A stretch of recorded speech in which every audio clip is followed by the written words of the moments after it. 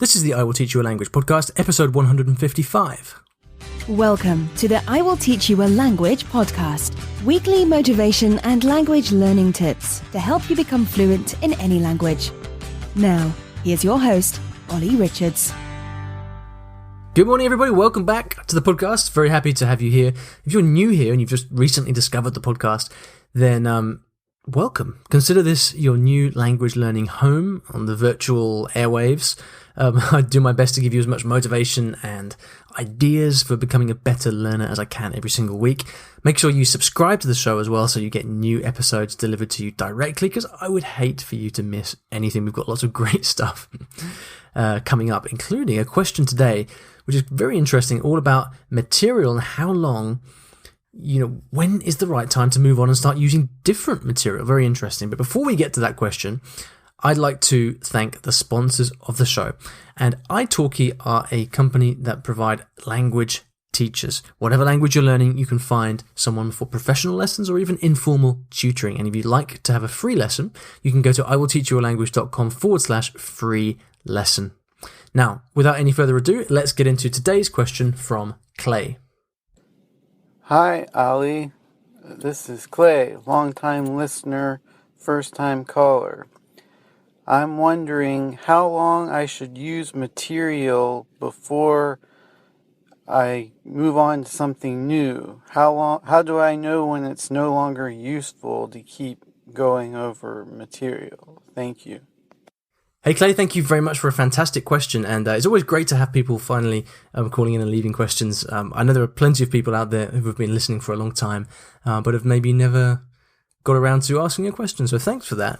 Remember, if you would like to ask me a question, I'd love to hear from you. You can do that at iwillteachyoualanguage.com/ask, just like Clay did, and you can get your question featured here. Sometimes I get tweets and Facebook messages from people who have had their question answered here on the podcast, and I think people sometimes it can be surprisingly motivating. I think to kind of just get confirmation of something that you're thinking about or that a doubt that you have. So why not go ahead and give it a try?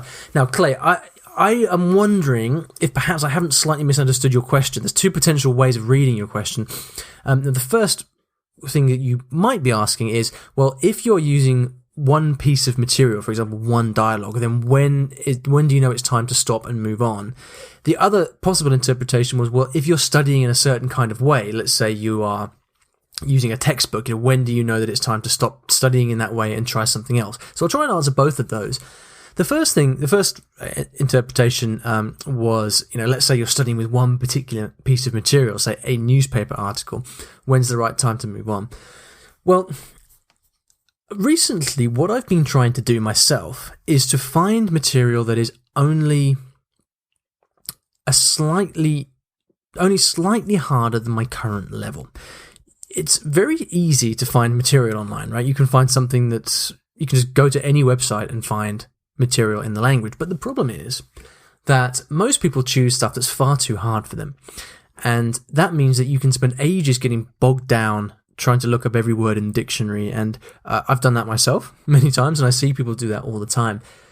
And that is, I don't think really that we want to be studying with stuff that's so hard it takes us days and days and days to just process and understand.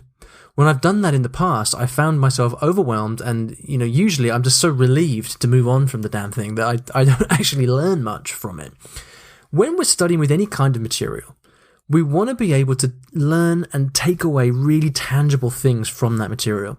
That's where the big benefits are from, because when you let's say that you have you're looking for something with 98% comprehension, so that you already understand, say, 98% of the stuff that's there. Well, that means, if my maths is correct, that 1 in every 50 words will be unknown. So you're reading something, and then only 1 out of every 50 words is unknown. Now that for me is ideal, an ideal way, place to kind of pitch your learning material. Because what that means is all of the context around that new word can help you understand it with a great deal of depth. So I would much rather find material that is at that level and get through lots of it, because I think I'm going to learn the stuff much more thoroughly. If you do what I used to do when I was in Japan, sometimes I'd get a newspaper article and spend like a week trying to understand it. There's just so much in there that you don't know what you take away. So my sort of general thoughts on that particular question is that, well, if you've chosen material that's really at a good level for you, where there's only a few things that you don't understand, then you shouldn't need to take that much time on it. I mean, 1 or 2 days or 1 or 2 study sessions looking at it and then maybe extracting the vocabulary and like spending time with that, maybe putting it into your flashcards if you do that, or finding ways to learn that vocabulary like that. If you're doing it at that level, you shouldn't need much more time than that. So that's where I've been trying to pitch my own learning recently, and then on that basis, I aim for like 100% comprehension. So I want to be able to read or listen to whatever I'm studying and understand that 100%, because at that level, that's when stuff really gets internalized. Okay, now, if your question was not that, if your question was actually, well, how do I know, when should I start using a different kind of material? Then this is a slightly different question, I think. And I would look at this in a slightly broader way, which is this. You might be someone, and I say this because it's extremely common, you might be someone who jumps from one thing to the next. Like one day you read a newspaper article, the next day you read a blog, the next day you use some flashcards, the next day you do something else. It's kind of this butterfly problem, right? For me, this is one of the most destructive habits of all, jumping from one thing to the next. Because focus and depth of concentration is what works with language learning. So because so many people suffer from this butterfly syndrome, my advice is usually to just stick with one thing. Like, just do one thing. If you're getting something out of if you find your textbook useful, then just do that for weeks. Don't stop. Keep going. If you are finding that you're listening and reading to dialogues with audio or something, just do that. Don't stop. If you found material that you like, do that one thing. It's like there's a famous quote from Voltaire, which is, "Don't let the great be the enemy of the good." So common in language learning to try and find the perfect method or the perfect material or whatever. If you've got something that's working and you feel that you're learning, keep going at that. Okay. Now, when I'm studying, I always try to have a few strands to my learning. One thing I always try to do is make sure I'm regularly speaking. That's priority number 1. Priority number 2 is I'm always storing my vocabulary and reviewing and learning that. I do it on flashcards. So that's the other thing I'm doing. And then, so the third strand to my learning, if you like, is study time. And I have study time every single day. So when you look at it in the round, the study time is only one part of your language learning endeavors. Okay.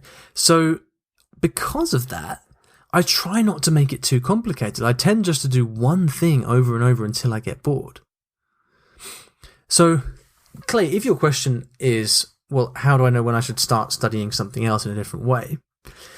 Then my follow-up question to you would become, well, I wonder why you're asking that question in the first place. There's 2 possibilities. Either you, like, deep down, you know that the activities that you're doing are not very productive. Or else you're doing something that is productive, but you're just kind of wondering, you've got this nagging doubt, like, should I be doing something different? Those are I guess the only 2 possibilities. And I would say, well, just like I said before, if you feel that the activity that you're doing is productive, I would just keep going until the end of time. Like, don't stop. Because it's only one part of the whole language learning. But if it's productive, then you've got something good going on. Most people study languages and they waste their time. They do stuff that just doesn't help.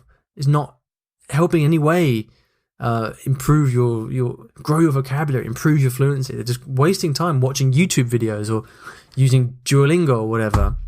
Apologies to Duolingo fans out there.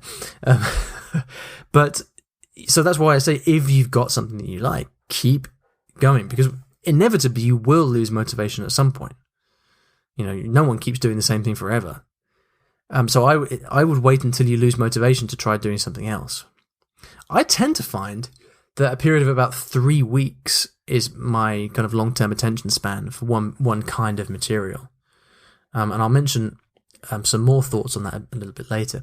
If, on the other hand, you feel that the thing that you're doing is not very productive, maybe you're kind of using a textbook and it's too hard for you or it's too easy for you, then just stop straight away and try something else. Move on to something totally different. Try to find that one thing that is useful for you. I think sometimes what's behind this butterfly syndrome is what's sometimes known as FOMO, so fear of missing out. You think like, oh, I'm studying my textbook, I'm missing out on all this kind of sexy online stuff, all these YouTube videos or online courses or whatever.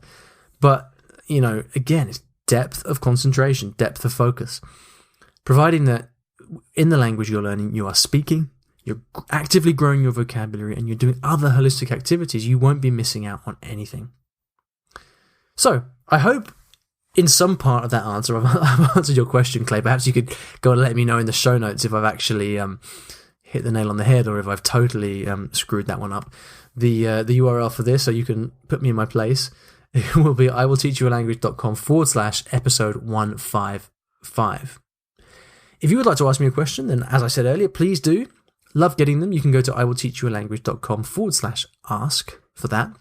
Now, a few moments ago, I mentioned the period of 3 weeks. And the resource I would like to give you in this episode on the topic of the show is an article I wrote, which is all about a concept that I call sprints. And I've mentioned this before, not recently though. And sprints is the way that I look at a period of time when I'm studying that tends to be about 3 weeks.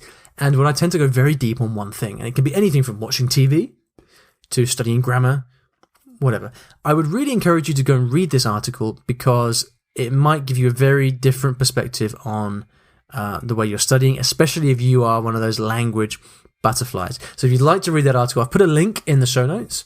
You can find that at iwillteachyoualanguage.com/episode 155. Definitely go and read that article. Please leave a comment and let me know what you think. Thank you, Clay, for your question. Thank you for listening, and I'll see you in the next episode of the podcast. Take care.